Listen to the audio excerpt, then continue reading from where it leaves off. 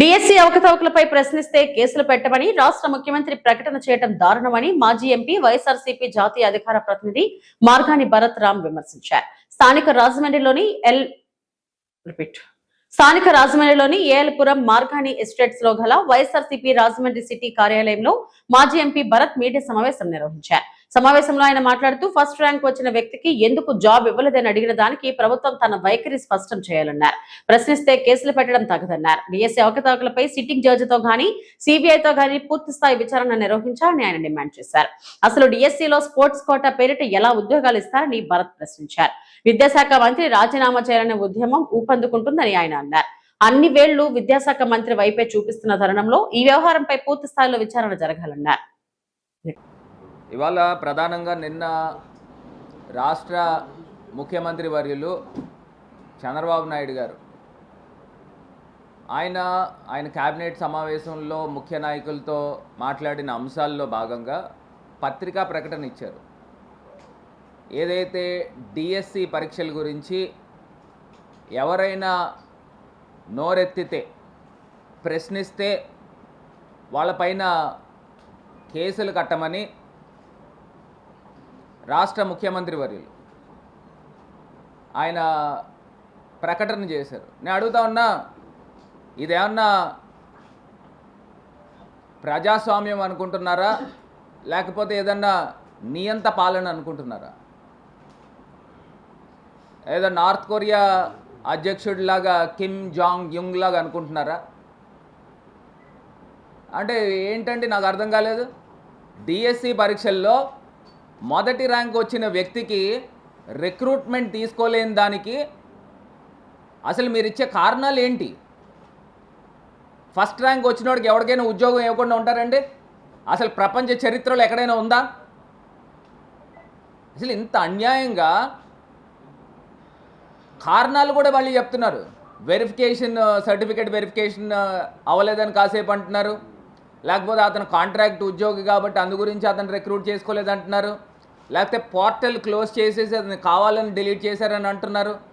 ఆ first rank వచ్చిన వ్యక్తి ఇవన్నీ సబ్మిట్ చేయకోకుండా ఎందుకుంటాడు అని అడుగుతున్నా. ఒకవేళ నిజంగానే కనుక అతను చేయకుండా ఉంటే హైకోర్టుని ఎందుకు ఆశ్రయిస్తాడని అడుగుతున్నా. ఇవాళ డిఎస్సి పరీక్షలు మొత్తం అంతా కూడా మేము పూర్తి స్థాయిగా సిట్టింగ్ జడ్జితో సిబిఐ ఎంక్వైరీ కానీ ఈ రెండాటిల్లో చేస్తే నిజాలు ఏంటనేది బయటకు వస్తాయి. అసలు నాకు ఒకటి అర్థం కాలేదండి. అసలు దీనికి డిఎస్సి పరీక్షలకి స్పోర్ట్స్ కోటాతో ఏ రకమైన సంబంధాలు ఏ రకంగా ఉంటాయి? అసలు అవసరం లేని స్పోర్ట్స్ని కూడా తీసుకుని వచ్చి స్పోర్ట్స్ కోటాలో ఉద్యోగం వేస్తే అతను టీచర్ అయితే రేపు పిల్లలకి ఏమి పాఠాలు చెప్తాడు? ఇదంతా కూడా ఒక టాలెంట్ బేస్డ్ మీద జరగాలి కదా. ఇది మొత్తం అంతా కూడా ఎలా అంటుకుంటుందంటే దేశవ్యాప్తంగా నీట్ పరీక్షలు ఏ రకంగా అయితే లీక్ అయినాయో దాని మీద ప్రజా ఉద్యమము భారతదేశ వ్యాప్తంగా ఎలాగ స్లోగా రైజ్ అవుతూ ఉందో, కొన్ని స్వచ్ఛంద సంస్థలు కానీ ప్రజలు కానీ బయటకు వచ్చి ఏ రకంగా మాట్లాడుతూ ఉన్నారో అదే స్థాయిలో ఆంధ్రప్రదేశ్లో కూడా ఇది ఒక చిన్న నిప్పులాగా అంటుకుని పెద్ద మంట అవుతుందని చంద్రబాబు నాయుడు గారు ముందరగానే అప్రమత్తం అయ్యి ఏదో హుకుం జారీ చేస్తూ ఉన్నాడు. అక్కడ దేశవ్యాప్తంగా ఉద్యమం రైజ్ అయ్యి ఎడ్యుకేషన్ మినిస్టర్ని రాజీనామా చేయాలనే ఒక ఉద్యమం రైజ్ అవుతుంది. అదే స్థాయిలో దానికన్నా ఘోరం ఇది ఎంత అన్యాయం అంటే అది ఇంకా నీట్ పరీక్షలు పేపర్ లీక్ అయ్యి ఎగ్జామ్స్ రద్దయినాయి.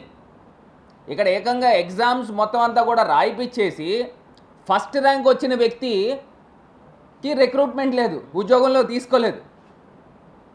ఇప్పుడు నిజంగా ఏదైతే పరీక్ష ప్రశ్నాపత్రాలు తయారు చేస్తారో ఒక ఆరోపణలు వస్తూ ఉన్నాయి.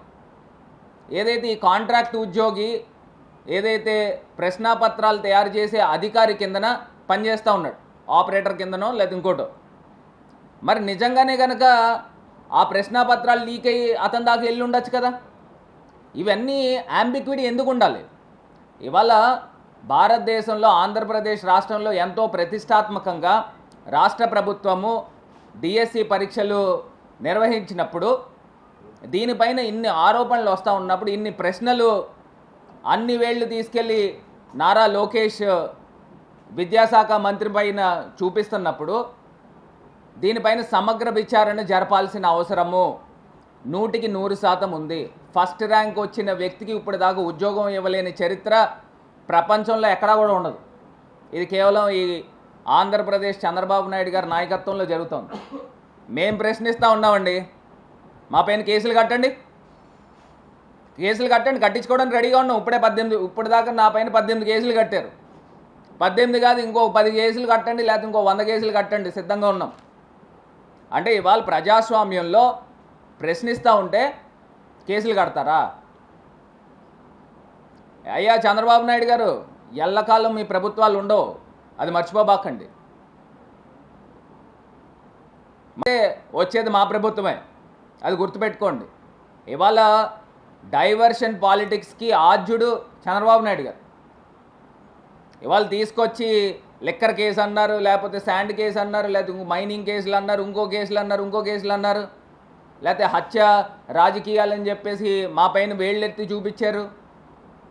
మరి మీ ప్రభుత్వం వచ్చి 2 సంవత్సరాలు అయింది, ఏం పట్టుకుంటా ఉన్నారని అడుగుతున్నా. సాక్ష్యాధారాలతో నిరూపణ చేయండి, ఎవడొద్దన్నాడు? రెండో అంశము చాలా గమ్మత్. విద్యాశాఖ మంత్రి నారా లోకేష్ గారు రష్యా వెళ్ళాడండి. 5 రోజుల పర్యటన, ఇండస్ట్రియల్ సమ్మిట్కి వెళ్ళాడు. అక్కడ రష్యా వెళ్ళినప్పుడు ఆయన ప్రకటన చేసిన అంశం ఏంటంటే, ఆంధ్రప్రదేశ్ రాష్ట్రం అంట $2.4 ట్రిలియన్ ఎకానమీ కిందన తయారు చేస్తారనంట. నేను అడుగుతా ఉన్నా, $2.4 ట్రిలియన్ ఎకానమీ, ఇప్పుడు ఆంధ్రప్రదేశ్ రాష్ట్ర ఎకానమీ ఎంతండి చెప్పమంటారా? $0.23 ట్రిలియన్ ఎకానమీ. అంటే మా 0 తర్వాత పాయింట్ తర్వాత 24, అంటే అందులో 10వ వంతు కూడా లేదు. ఇప్పుడు ఆంధ్రప్రదేశ్ గ్రోత్ రేట్ ఎంత జరుగుతూ ఉందండి? 5 to 6% జరుగుతుంది. 5 to 6% జరిగితే అసలు $0.23 ట్రిలియన్ ఎకానమీ, $2.4 ట్రిలియన్ ఎకానమీ ఎట్లాగవుతుంది? అంటే ప్రజల చెవుల్లో పువ్వులు పెడతా ఉన్నారా? అసలు మీ గ్రోత్ రేట్ 5%, 6% ఉంటుంటే అసలు ఎట్లా సాధ్యమవుతుంది? ఇప్పుడు నేను ఇంకోటి కూడా చెప్తున్నా, భారతదేశం ఎకానమీ ఎంతో తెలుసా అండి? భారతదేశం ఎకానమీ $4 ట్రిలియన్. అంటే $4 ట్రిలియన్ సకానికి పైగా నారా లోకేష్ గారి నాయకత్వంలో ఆంధ్రప్రదేశ్ రాష్ట్రాన్ని తీసుకెళ్తాడట. అసలు ఏంటి పగటి కళ్ళగా అంటున్నారా? ఇప్పుడు ఆశ ఉండడంలో తప్పులేదు, దాన్ని ఆశని ఆశయంగా మార్చి వాస్తవాలు ఏ రకంగా జరుగుతాయి, అసలు మనకి ఉన్న పొటెన్షియాలిటీ ఏంటి, దానిపైన మీరు ప్రభుత్వం వచ్చి 2 సంవత్సరాలు అయింది. 2 సంవత్సరాల్లో మీ సంపద సృష్టి ఎక్కడికి వెళ్ళిపోయిందని అడుగుతా ఉన్నా. ఎక్కడ సంపద సృష్టించారని అడుగుతా ఉన్నా. ఎక్కడా కూడా సంపద సృష్టించపోగా ఒక పక్కన అప్పులు కుప్పలుగా చేస్తూ భారతదేశంలో ఆంధ్రప్రదేశ్ రాష్ట్రాన్ని అంట అగ్రగామిగా తీర్చిదిద్ది $2.4 ట్రిలియన్ ఎకానమీ చేస్తాడంట. ఇంతకన్నా అన్యాయంగా మాటలు ఎవడైనా మాట్లాడతాడండి? ఇవాళ ఆంధ్రప్రదేశ్ రాష్ట్రంలో యువతనందరినీ కూడా మేల్కోమని కోరుతా ఉన్నా. అందరూ కూడా చదువుకున్న వాళ్ళమే. ఇవాళ ఇతను తీసుకుని వచ్చి నోటుకొచ్చిన మాటలు చెప్తా ఉంటే ఆంధ్రప్రదేశ్ ప్రజలు ఇంకా వింటూ ఈ ప్రభుత్వానికి ఓట్లు వేస్తూ ఉన్నారని అంటే ఒకసారి మనకు మనం ఆత్మపరిశీలన చేసుకోవాలి. ఇప్పుడు నేను చంద్రబాబు నాయుడు గారిని ఒకటే చెప్తాన్నా, ఆయనది 2 నాలుకల ధోరణి అని నేను ఎందుకు అంటా ఉంటామంటే, మేమందరం కూడా ఇవాళ చంద్రబాబు నాయుడు గారు బీజేపీని వద్దన్నది ఆయనే, బీజేపీ అంత గొప్ప నాయకత్వం భారతదేశంలో లేదన్నది ఆయనే, కాంగ్రెస్ పార్టీ వేస్ట్ అన్నది ఆయనే, కాంగ్రెస్ పార్టీ భారతదేశానికి చాలా అవసరం అని చెప్పింది కూడా ఆయనే.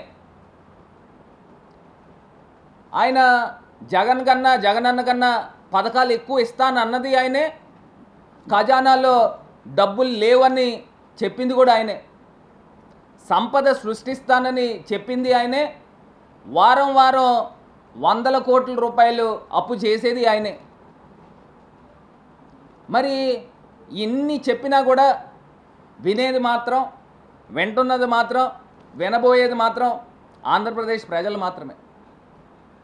అసలు ఇది ఎక్కడ న్యాయం అండి? ఇంత అన్యాయంగా ఇంకా ఇతన్ని ఆంధ్రప్రదేశ్ ప్రజలు ఈయనకి అధికారం అప్పచెప్తున్నారనంటే ఇంతకన్నా అన్యాయం, మోసం ఇంకెక్కడా కూడా ఉండదు. ఇప్పుడు నేను చెప్పిన దాంట్లో ఏమన్నా తప్పులు ఉన్నాయా? నేను చెప్పిన దాంట్లో తప్పులుంటే ఇంకో నువ్వు మాట్లాడేది తప్పని నాకు చెప్పండి, లేదా ఖండించండి. ఇవాళ వాస్తవాలు ప్రజల ముందు పెడతా ఉన్నాం.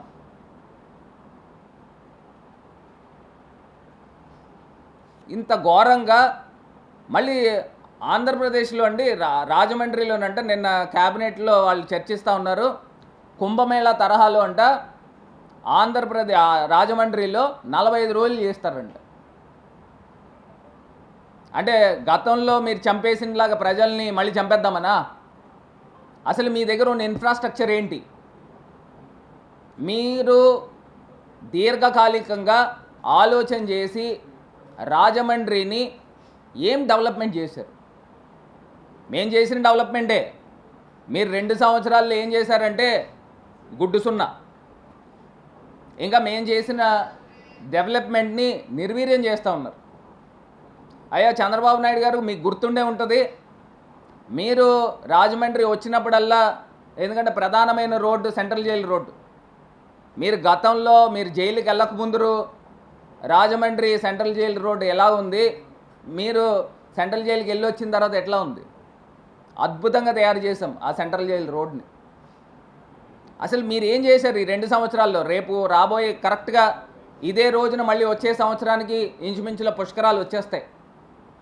అసలు సమ్మర్ సీజన్ని ఎందుకు ఉపయోగం పెట్టలేదని అడుగుతా ఉన్నా. ఉపయోగం పెట్టి ఈ సమ్మర్ సీజన్ని ఖచ్చితంగా లాంగ్ టర్మ్ చేయాల్సిన దీర్ఘకాలికమైన వర్క్స్ ఇప్పుడు చేయాలి కదా, ఎందుకు చేయలేదని అడుగుతా ఉన్నా. మొన్న పవన్ కళ్యాణ్ గారు డిప్యూటీ సీఎంగా రాజమండ్రి వచ్చి 3 రోజుల పర్యటన చేశారు. 3 రోజుల పర్యటనలో మీరు పేపర్ మిల్ పైన తీవ్రమైన ఆరోపణలు చేశారు. వాస్తవం, పేపర్ మిల్ దగ్గర నుంచి విపరీతమైన కాలుష్యం వస్తూ ఉంది. మరి ఆ కాలుష్యం వచ్చేది మీరు వచ్చి 15 రోజులు అయినట్టుంది, 10-15 రోజులు. ఈ 15 రోజుల్లో మీరు తీసుకున్న ఆంధ్రప్రదేశ్ రాష్ట్ర ప్రభుత్వం కానీ, జిల్లా కలెక్టర్ కానీ, మున్సిపల్ కార్పొరేషన్ కానీ, లేకపోతే స్పెషల్ టీమ్ కానీ తీసుకున్న చర్యలు ఏంటి అని అడుగుతున్నాం. మీరు పేపర్ మిల్ పైన వచ్చిన ఏదైతే బీఓడి లెవెల్స్, ఏదైతే సిఓడి లెవెల్స్ వచ్చినాయో ఆ లెవెల్స్ పైన మీరు రాష్ట్ర ప్రభుత్వంగా తీసుకున్న చర్యలు ఏంటి? ప్రజలకు చెప్పాలి. ఇప్పుడు నిజంగా ఒకరోజు కాలుష్యము పేపర్ మిల్లో వస్తుంది అని అంటే మీరు యాజ్ ఎ డిప్యూటీ సీఎంగా పేపర్ మిల్ అవుట్లెట్ పాయింట్ దగ్గరికి వెళ్ళి మరి పరీక్షించినప్పుడు దానిపైన ఇమీడియట్గా అవుట్పుట్ రావాలి కదా, రిజల్ట్ రావాలి కదా.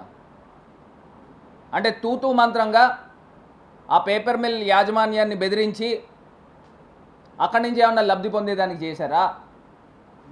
లేకపోతే నిజంగా రూట్ కాజ్ పైన ఎక్కుపెట్టి దాన్ని నియంత్రించడానికి చేశారా? ఇవాళ ఆంధ్రప్రదేశ్ ప్రజలకి సమాధానం చెప్పాల్సిన అవసరము ఈ కూటమి ప్రభుత్వం పైన ఉంది.